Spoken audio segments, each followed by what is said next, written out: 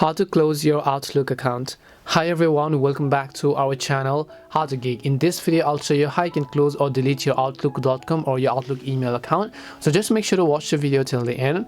So your Outlook email actually comes from Microsoft. So if you're trying to delete your Outlook email account, you have to delete your Outlook account, which is of course your Microsoft account. So in order to delete your Outlook email account, first of all just open up a web browser and then you simply want to go to support.microsoft.com. Just go to support.microsoft.com because I'll also make sure to drop a direct link down in the description box. Once you go to support.microsoft.com, you'll most likely see this kind of interface, right? Where if you look, you'll see the search bar over here, and in the search bar you just want to type in close Outlook account. So just go ahead and type in close Outlook account in this case.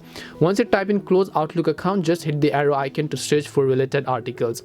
As you do that, you can see how to close your Microsoft account. Now you can click on go to close your account page as well, but you can see the link that says close your outlook.com account, right? So you can just click on this link that says close your outlook.com account and it'll give you a couple of reasons. Here you have to select the option called close your account. It will take you to the account closure page where you first need to log into the outlook.com that you want to delete, and then right over here you can actually select 60 days or 30 days before it gets permanently deleted. So in case it says just in case you change your mind, we can wait this much days before we permanently close your account. So you can choose this to 30, and after 30 days if you don't log it, it will be permanently deleted. Until then it's going to remain deactivated, or else you can select 60 if you think that you might change your mind later on, but I'll just select 30. Don't log into your account within 30 days. It is going to remain deactivated, and after that it's going to get permanently deleted.